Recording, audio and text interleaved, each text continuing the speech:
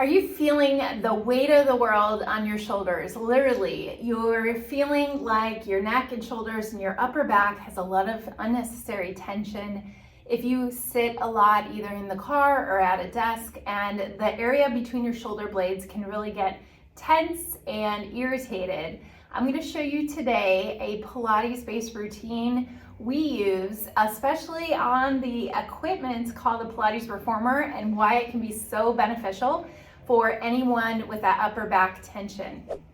Pilates is a great form of exercise for people of all ages and all levels. We see a lot of beginners, and if you're getting any unnecessary back pain that you don't want to rely on medications or surgery, and you want to solve it by doing a type of exercise that is actually going to be more therapeutic rather than stress your joints, then Pilates on the Reformer is a great way to do that.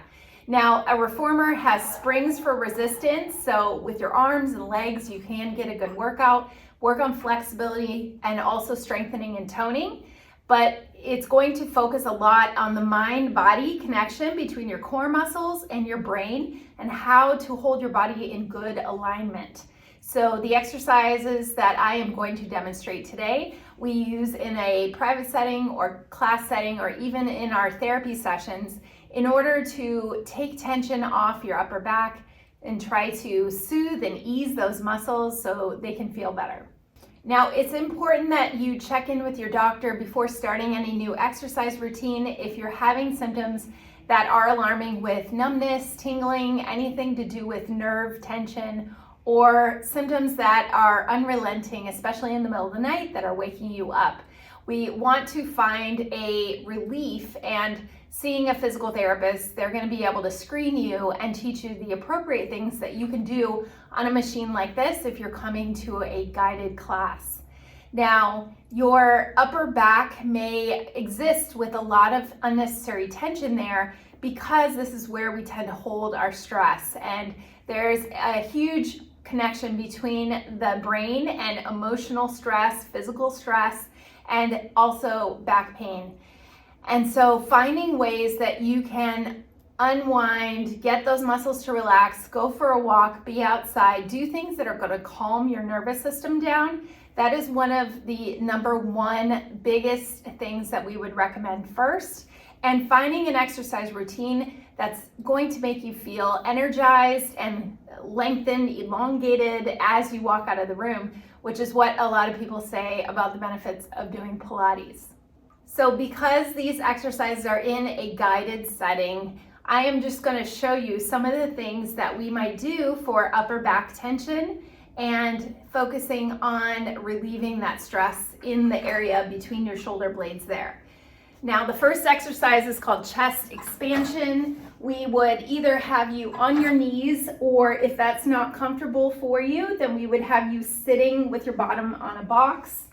And you're gonna take the straps and you're gonna stay up nice and tall and aligned, and you're gonna pull back just gently here. I am showing more of an intermediate to advanced level. But like I mentioned, a lot of our clients sit on a box and do this exercise so they can work these postural muscles behind your shoulder blades and focus on keeping our chest up, because that upper back tension happens a lot if we're sitting slouched like this and with our arms in front of us all the time. We never work that upper back area and the muscles between our shoulder blades. Then the next exercise that we would take you through is called our upper back series. You would be on your back and you get to use your arms and also your core muscles. And this can be done for a very beginner on a Pilates Reformer. Even if you're having any joint pain, you can do this exercise because we guide you in a pain-free range. So we call that tabletop position, where your knees are up. We may even have your knees a little closer to your chest. Your arms are straight and your shoulders are pulled down. And you're going to press your arms down to your side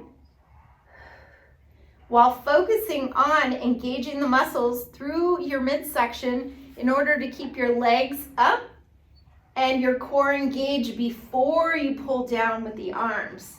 So we have a little series that we follow, and we may bring our arms up to the side a little bit